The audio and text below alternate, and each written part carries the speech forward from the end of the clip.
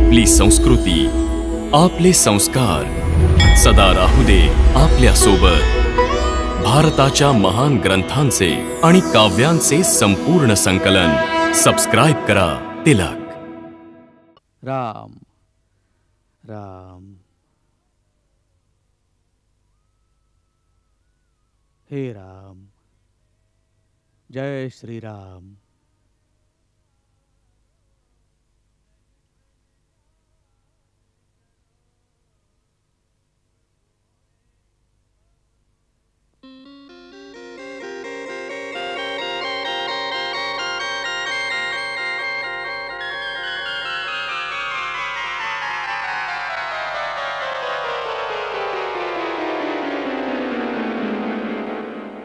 श्री राम जय राम, जय जय राम। श्री राम जय राम, जय जय राम। श्री राम जय राम, जय जय राम।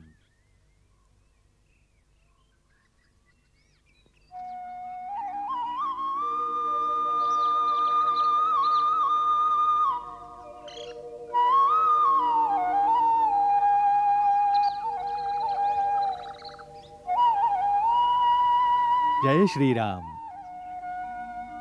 जय श्रीराम। आपण हे देवा, आपण कोण आहात? लंकेत श्रीरामाचा विजय असो म्हणण्याचं साहस करणारे आपण कोण आहात? आणि या महालात कसे आलात? आकाश मार्गातून जात होतो। या अंगणामध्ये तुळशी वृंदावन पाहून भिंतीवर शंख आणि चक्राचं चिन्ह पाहून समजलो की हे कुणा नारायण भक्ताचं घर आहे। ह्याच कुतूहलापोटी आपल्या दर्शनासाठी थांबलो। आणि आता उरला श्रीरामांच्या जय जयकाराचा प्रश्न। तर श्रीमान, हाच प्रश्न मी आपल्याला विचारू इच्छितो। मी तर बाहेरून आलोय, काहीही म्हणू शकतो, परंतु आपण तर लंकेचे निवासी असूनही श्रीरामांची जय म्हणण्याचे साहस करू शकता। असे साहसी वीर आपण कोण आहात? काय आपण राक्षस कुळातील नाही आहात? मी राक्षस कुळातीलच आहे, परंतु श्रीरामाचा भक्त आहे। का राक्षस जातीला श्रीराम प्रभूंच्या भक्तीचा अधिकार नाही आहे? त्यांच्या भक्तीचा अधिकार तर प्राणीमात्रांना आहेच। प्रभू आपल्या भक्तांमध्ये उच्च नीच, जाती जातीत भेद नाही करत। त्यांच्या निकट तर देव, दानव, मानव इतकंच नाही तर पशु पक्षातही काही भेद नाहीये। त्यांची भक्ती सगळ्यांसाठी सुलभ आहे। मला तर केवळ इतकंच कुतूहल आहे की राक्षस जातीत असा कोणता वीर आहे जो श्रीराम प्रभूंचा भक्त आहे आणि लंकेत राहण्याचे साहस करू शकतो। यासाठीच आपला परिचय जाणू इच्छितो। मी महर्षी विश्वाचा पुत्र आणि महाराज रावणाचा छोटा भाऊ विभीषण आहे। जर लंकेत राहण्याचाच प्रश्न असेल तर हे महात्मा, मी त्याच प्रकारे इथे राहतो जशी दातांच्या मध्ये जिव्हा राहते। परंतु या दुःखद अवस्थेतही एकच आशा आहे की एक दिवस मला श्रीरामाचं दर्शन होईल आणि ते माझा उद्धार करतील। किती आश्चर्याची गोष्ट आहे, आपण अजून श्रीरामांना पाहिलं सुद्धा नाही आणि त्यांची भक्ती करत आहात। हे कसं शक्य झालं? ब्राह्मण देवता, आम्ही तिन्ही भावांनी एकत्रच कठोर तपश्चर्या करून ब्रह्मदेवाला प्रसन्न केलं होतं।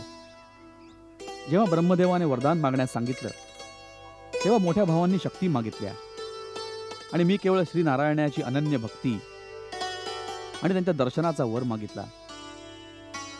तेव्हा ब्रह्मदेवाने सांगितलं की जेव्हा श्रीनारायण रामरूपात अवतार घेऊन लंकेत येतील तेव्हा तुला त्यांचं दर्शन होईल। तेव्हापासून मी त्यांची वाट पाहत राम नामाचा जप करत आहे। धन्य आहात आपण आणि धन्य आहे आपली भक्ती। आता आपण आपला परिचय द्या की आपण कोण आहात? आपण आत्ताच सांगितलं की आपण बाहेरून आला आहात। आपण कोणी हरिभक्त आहात, कोणी देवता आहात, का स्वतः श्रीराम आहात जे मला आपलं दिव्य दर्शन द्यायला इथे आले आहेत? राम राम राम। आपण मला कुठे पोहोचवलं तर राजन? मी तर एक अधमातली अधम व्यक्ती आहे, एका अशा कुळातला आहे ज्याचे पहाटे नाव घेणंही अशुभ मानलं जातं. माझा हा खोटा वेश आहे. माझं खरं रूप वानराचं आहे. माझं नाव हनुमान आहे. प्रभू श्रीरामांची उदारता पहा. माझ्यासारख्या सद्बुद्धीहीन व्यक्तीलाही आपला सेवक बनवलं. आणि सेवकावर तर त्यांचं विशेष प्रेम असतं. म्हणून हे विभीषण, प्रभू श्रीरामांच्या अनुग्रहावर सदैव विश्वास असायला हवा. तेव्हा जीव आपल्या कर्तव्य पथावर ठामपणे राहू शकतो. हे हनुमान, आपल्या या गूढ उपदेशाने माझी बुद्धी स्थिर आणि चित्त शांत झालं आहे.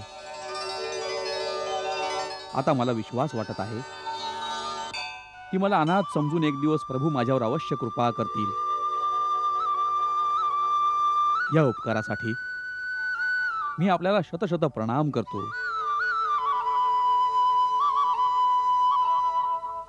उठा राजन. सेवकापुढे मस्तक नाही झुकवत. दोघांना आपल्या स्वामीच्या कामातच व्यग्र राहायला हवं. आता माझ्या येण्याचं प्रयोजन आहे का? रावणाने सीता मातेला कपटाने इथे आणलं आहे. श्रीरामप्रभूंच्या आज्ञेवरून मी त्यांच्या शोधात आलो आहे. रावणाच्या महालांमध्ये चारी बाजूना शोध घेतला, परंतु मातेचा कुठेच ठाव नाही लागला. जर आपल्याला त्यांची काही माहिती असेल तर मला सांगण्याची कृपा करा. कपिश्रेष्ठ, हे आपल्याला कसं वाटलं की माता सीता रावणाच्या राजमहालात आरामात झोपी गेली असेल? ती देवी तर अशोक वाटिकेत आपल्या पतिव्रता धर्माचे रक्षण करत एका वृक्षाखाली तपस्विनीप्रमाणे राहत आहे. चारी बाजूनी भयानक राक्षसिणी तिला घेरून असतात. अशोक वाटिकेच्या बाहेर मोठे मोठे भयानक राक्षस पहारा देत असतात. म्हणून आज जाण्याआधी तुम्हाला त्यांच्याशी युद्ध करायला लागेल. त्यासाठी खूप शक्तीची आवश्यकता आहे आणि आपण तर एकटेच आहात. मी एकटाच त्यांच्यासाठी खूप आहे, परंतु माझ्या मते तरी हे उचित नाही होणार. मी मातेला भेटण्याआधी कोणत्याही प्रकारचा तंटा करू इच्छित नाही. नाहीतर हे कळल्यानंतर की रामाचा कोणी दूत सीता मातेला भेटायला आला आहे, ते लोक त्यांना कुठेतरी दुसरीकडे लपवतील. मग काही नाही. मी माझं रूप अति सूक्ष्म करीन आणि रात्रीच्या अंधारात चुपचाप मातेच्या आसपास पोहोचीन. एकदा त्यांच्यापर्यंत प्रभूंचा संदेश पोहोचवून त्यांचं काही सांत्वन करीन. मग मी माझ्या दुसऱ्या रूपांमध्ये रावणाच्या योद्ध्यांची शक्तीही जाणण्याचा प्रयत्न करीन. ठीक आहे, आता मला आज्ञा द्या. सूर्य भगवान उगवले आहेत. आता सगळा दिवस कुठेतरी लपून काढीन आणि रात्रीच्या अंधारात अशोक वाटिकेत पोहोचीन. निघा हो भक्तराज, श्रीराम आपले रक्षण करतील. जय श्रीराम. जय श्रीराम.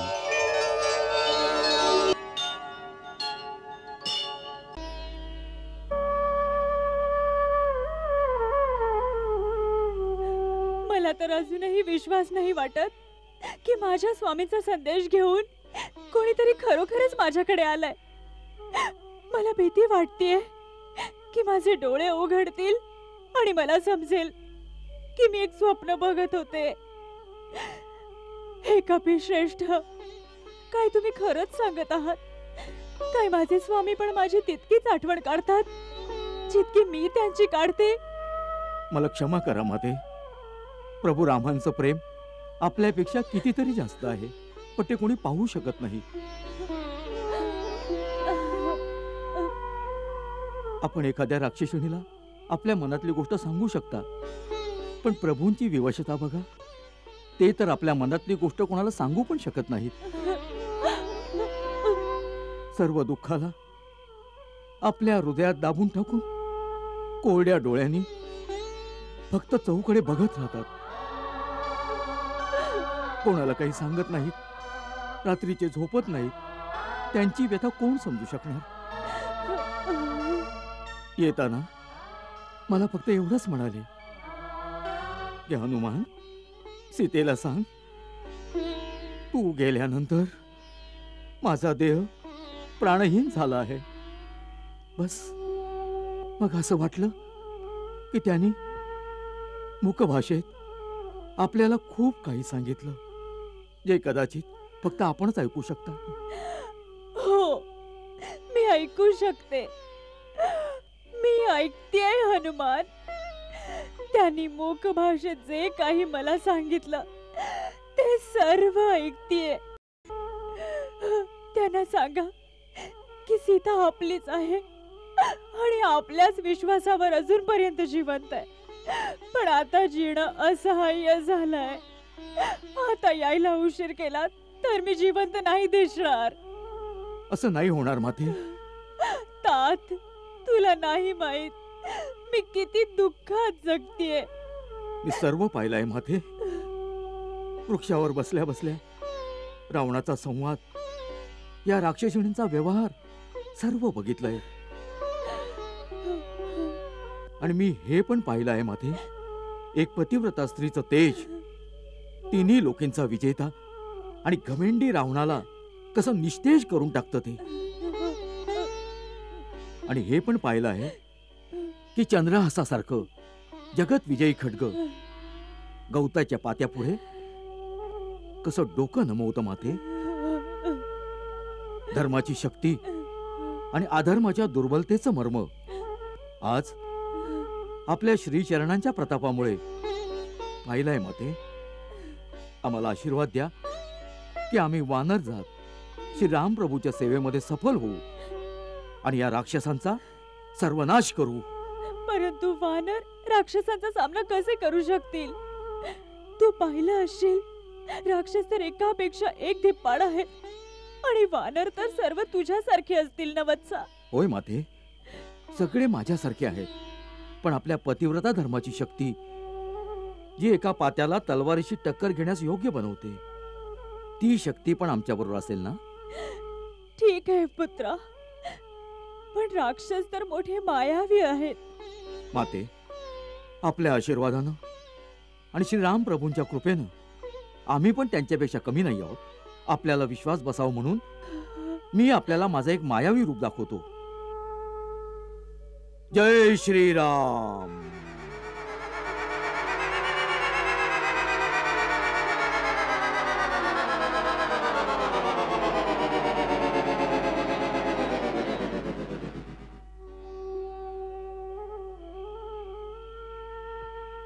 बघ माते, महाराज सुग्रीवांच्या सैन्यामध्ये माझ्यापेक्षा सुद्धा बलवान योद्धे आहेत. आपण विश्वास ठेवा, आम्ही त्यांच्यापेक्षा कमी नाही. माझा तुझ्यावर विश्वास बसलाय वत्सा. तू आता आपल्या खऱ्या रूपात ये. जय श्रीराम.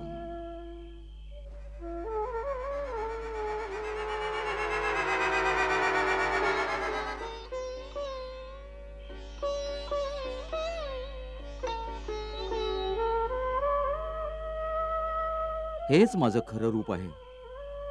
ते लहान रूप तर मी वाटिकेत प्रवेश करण्यासाठी घेतलं होतं. आपण शंका नका घेऊ माते. आपण जर आज्ञा दिलीत तर मी आत्ताच आपल्याला माझ्या पाठीवर बसून लंकेतून घेऊन जाईन. आपण माझ्याबरोबर चला. मी सरळ आपल्याला प्रभू श्रीरामांकडे आत्ता घेऊन जाईन. इथला कोणताही राक्षस माझ्या वेगाची टक्कर नाही देऊ शकणार. आपण निर्विघ्न इथून निघून जाऊ. आपण माझ्यावर विश्वास ठेवा माते. माझा तुझ्यावर पूर्ण विश्वास बसला आहे, पण मी तुझ्या बरोबर नाही जाऊ शकत. का? आपण घाबरता की जर लंकेच्या राक्षसांनी आपल्यावर हल्ला केला तर मी आपण असताना कसा लढू शकेन? नाही, माझा असा काही अविश्वास नाही. पण हे माझ्या पतिव्रता धर्माच्या विरुद्ध आहे की आपल्या इच्छेने परपुरुषाला स्पर्श करू. रावणाने जेव्हा मला उचलून आणलं तेव्हा ती माझी विवशता होती पुत्रा. पण स्वेच्छेने असं करणं मर्यादेच्या विरुद्ध आहे. दुसरं, मला असं वाटतं की रावणाला मारून मला मुक्ती देण्याचं यश श्री रघुवीरांना मिळावं. ज्यामुळे त्यांचा गौरव तिन्ही लोकात वाढेल. तू त्यांच्याकडे फक्त इतकीच प्रार्थना कर की आता येण्यात विलंब करू नका. बस माझी इतकीच विनंती आहे.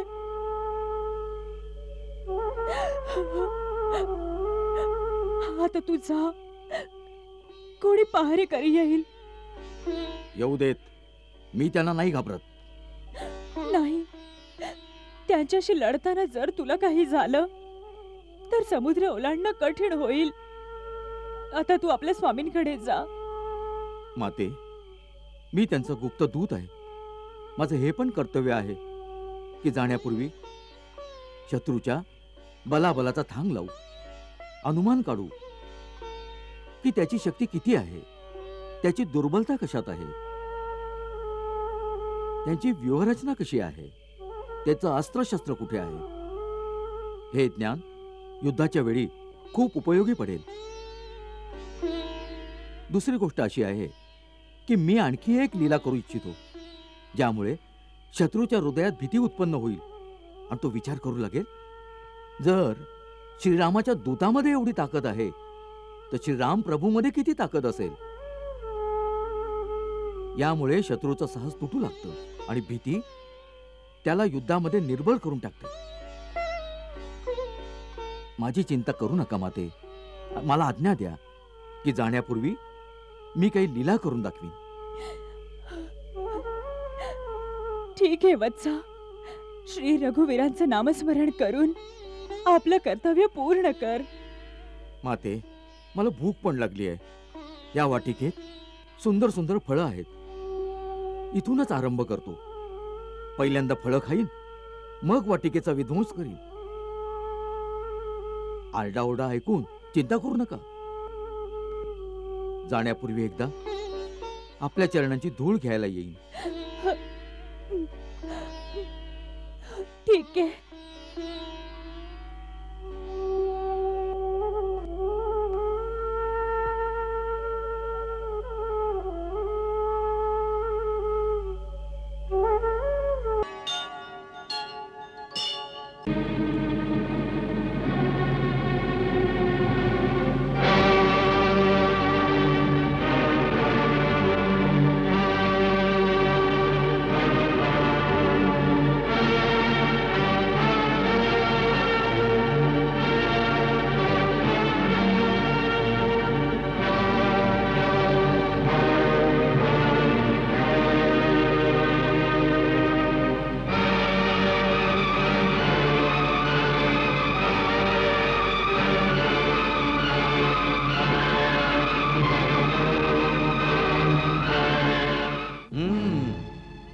या वानराला घाबरत होतात, याच्यात अशी काय विशेषता आहे? याने न केवळ आमच्या सैनिकाचा संहार केला आहे, तर वरुण राजकुमार, अक्षकुमार सारख्या महान योद्ध्यांचा वधही केला आहे. महाराज, हा दिसण्यात जितका साधा आहे, वास्तवात तितका साधा सुद्धा नाही. हा परम मायावी आहे. अनेक प्रकारच्या कपट विद्या जाणतो, म्हणून हा कोणाच्या तावडीत नाही सापडला. याच्या बरोबर युद्ध करते वेळी एकदा तर मीही विचलित झालो. मग ब्रह्मास्त्राच्या वापराने मी त्याला कैद करू शकलो. याच्यासाठी तुला ब्रह्मास्त्र चालवावं लागलं? होय पिताश्री. तर मग अवश्य हा आमच्या समोर आणण्यायोग्य आहे.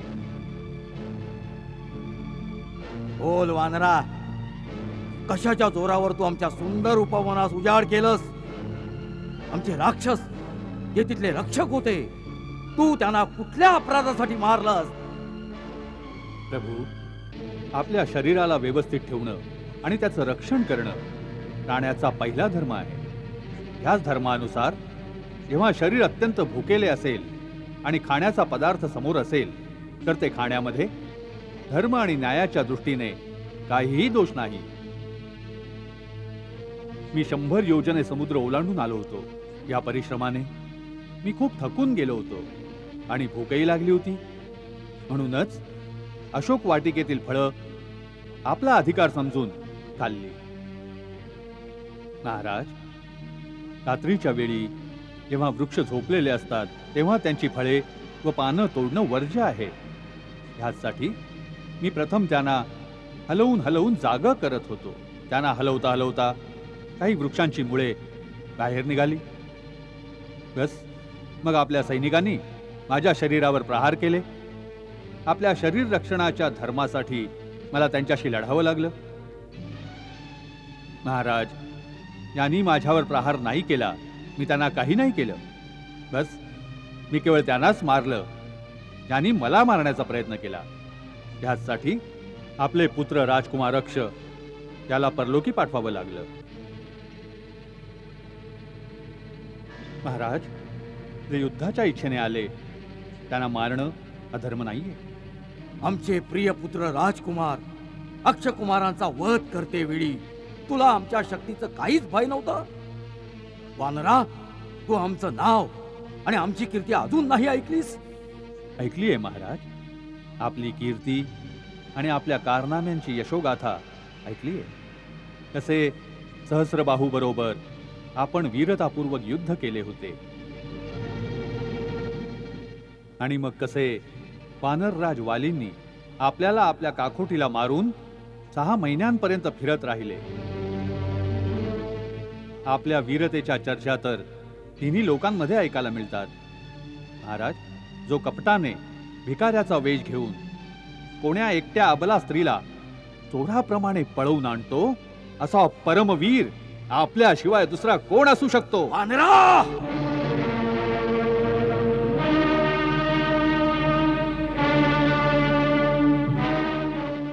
माझ्या दरबारात अशा उर्मटपणे भाषा करण्याचा साहस कुणी नाही करू शकत. सेनापती जी महाराज, याची जीभ आता छाटून टाका.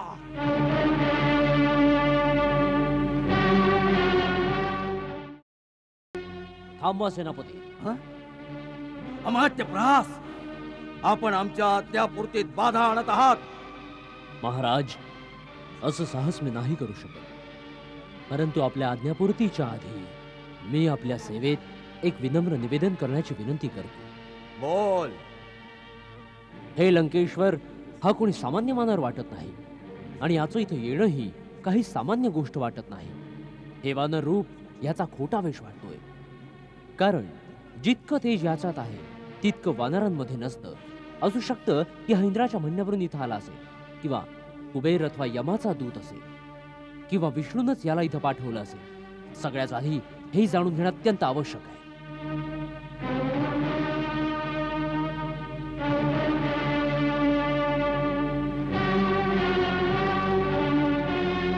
महाराज, मंत्रीवर प्रहस्त्रांचं म्हणणं ठीक आहे. हे जाणणं परम आवश्यक आहे की कोणी याला पाठवलंय आणि त्याच्या मागे कोणा शत्रू किंवा स्वतः देवतांचं काय षडयंत्र आहे. ही सगळी माहिती जी याच्याकडून मिळू शकते याची जीभ छाटून त्याची संधी जाईल. सेनापती, सगळ्यात आधी ह्याच्याकडून सगळी माहिती घ्या आणि जर हा सरळ रीतीनं सांगत नसेल तर याला अशा यातना द्या ज्यानं हा सर्व काही सांगण्यास तयार होईल. आम्ही आपल्या विवेकाची प्रशंसा करतो. सेनापती, अमात्य प्रहसच्या आज्ञेचे पालन करा. इतक्या मोठ्या कार्यक्रमाची आवश्यकता नाहीये महाराज. एवढीशी गोष्ट तर मी स्वतः सांगतो. मी वायुदेवतेचा औरस पुत्र हनुमान आहे. मला ना भगवान विष्णूने पाठवले आहे आणि ना इंद्र आदी देवतांनी. मी तिन्ही लोकांचे स्वामी, अत्यंत तेजस्वी रघुकुल शिरोमणी भगवान श्रीरामांचा दूत आहे.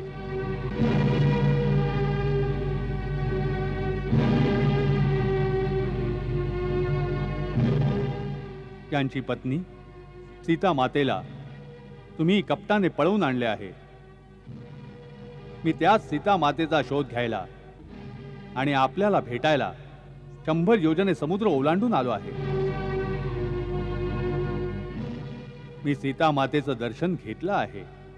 आता आपणाला भेटायलाच मी ह्या प्रकारे बांधून घेणं स्वतः स्वीकारलंय.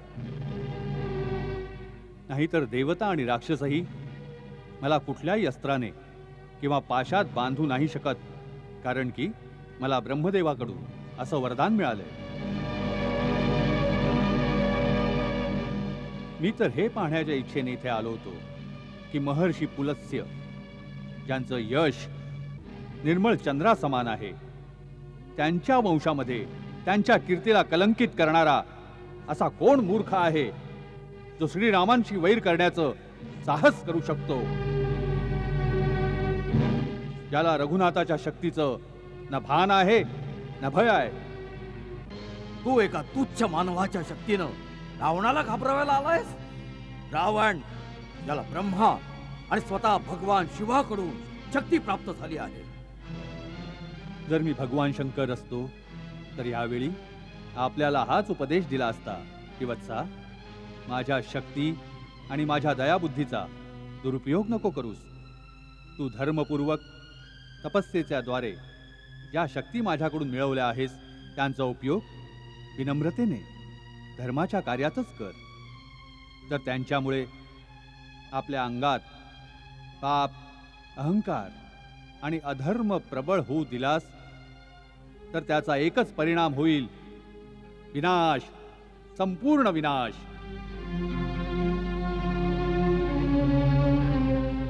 म्हणून विनाशाचा मार्ग सोडून श्रीरामाना शरण जा. यांनी एकाच बाणाने महाबली वालीला ठार केले आणि खलदूषणाचा सेनेसहित अंत केला.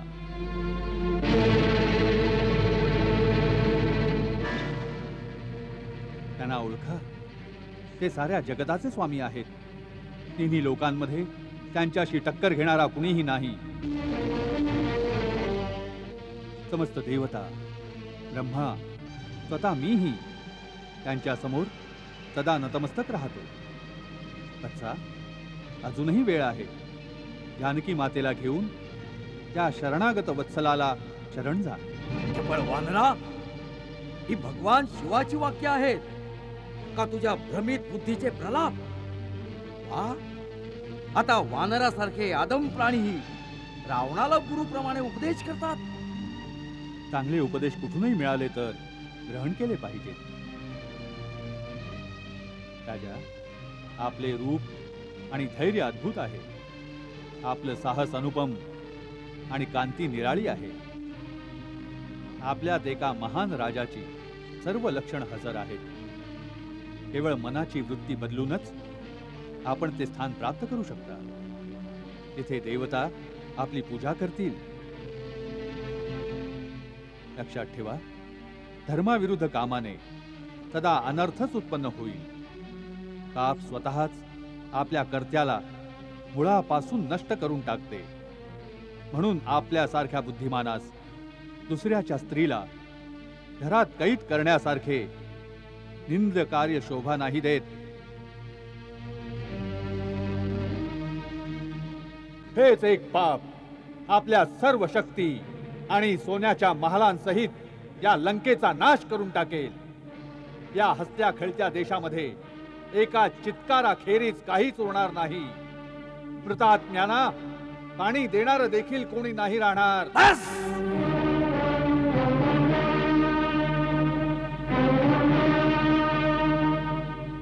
खूप झाल्या या निरर्थक गोष्टी. तुझ्या मृतात्म्याला पाणी देणाऱ्याची चिंता कर. आमच्यासाठी विचार करण्याची तुला काही आवश्यकता नाही. ब्रह्मदेवाच्या आशीर्वादानं देव, दानव, यक्ष, गंधर्व, किन्नर, नाग, असुर इतकंच काय कुठल्याही योनीतील प्राणी आम्हाला नाही मारू शकत. त्या वरदानामध्ये मनुष्य आणि वानरापासून आपल्याला निर्भय केलेलं नव्हतं.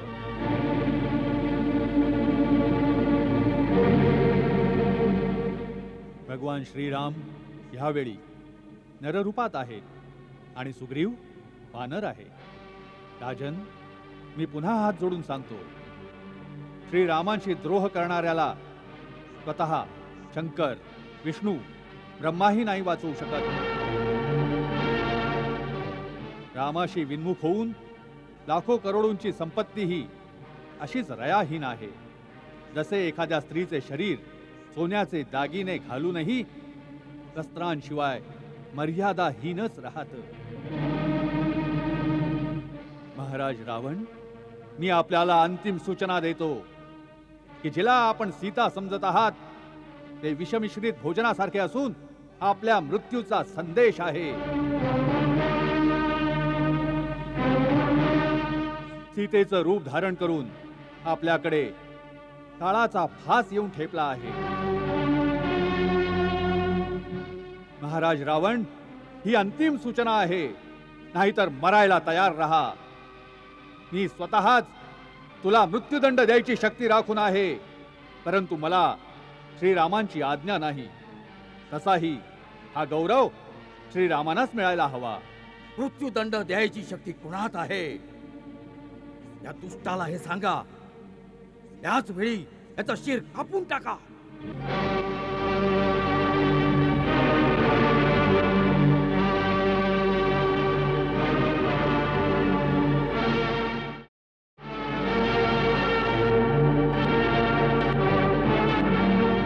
थांबा.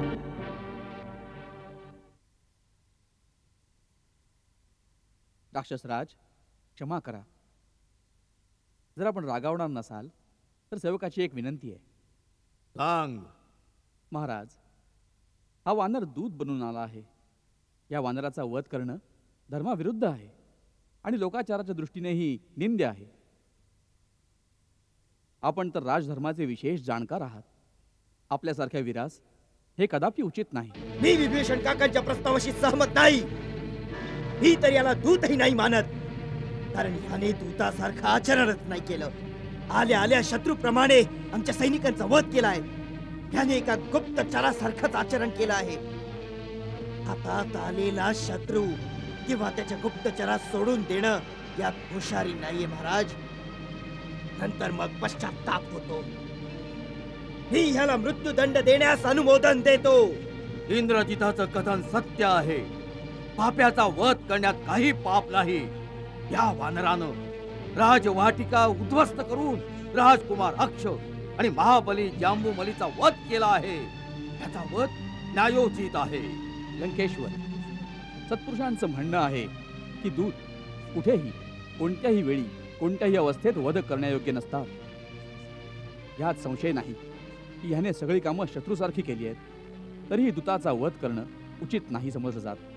या वानराला मारण्यात मला काहीच फायदा दिसत नाही. ज्यांनी ह्याला इथे पाठवलं आहे त्यांनाच प्राणदंड द्यायला हवा. नीती आणि धर्माचे जाणकार आमच्या मंत्र्यांचं काय मत आहे? महाराज, मला क्षमा करा, परंतु मी कुठल्याही दूतासाठी मृत्यूदंड कधी नाही ऐकला. जर दूत मर्यादेचं उल्लंघन करत असेल तर त्याच्यासाठी दुसऱ्या प्रकारचे बरेचसे दंड उचित सांगितले आहेत. जसं अंगभंग करून टाकणं, किंवा डोक्याचं मुंडन करणं, किंवा त्याच्या शरीरावर काही चिन्ह उमटवणं. महाराज, दूत सदा आपल्या स्वामीच्या अधीन असतो, म्हणून तो आपल्या स्वामीच्या हिताचीच गोष्ट करतो. म्हणून तो शत्रूप्रमाणे जरी व्यवहार करेल तरी वधाच्या योग्य नसतो. माझ्या मते ह्याला दुसरा कुठला तरी दंड द्यायला हवा.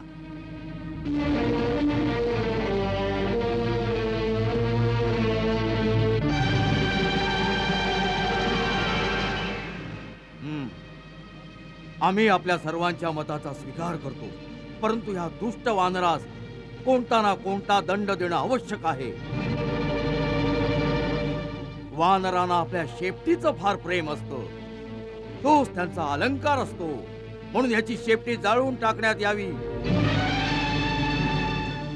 दळकी शेपटी घेऊन हा आपल्या स्वामीकडे जाईल आणि तिथे याचे मित्र आणि कुटुंबीय याला दीन आणि दुःखी अवस्थेत पाहून दुःखी होतील. राक्षसगण, याच्या शेपटीला आग लावून याला नगरातील रस्त्यावर आणि चौकातून फिरवा. त्यामुळे राक्षसांची मुलं जळणाऱ्या शेपटीच्या वानराला पाहून खूप खुश होतील. ही आमची आज्ञा आहे.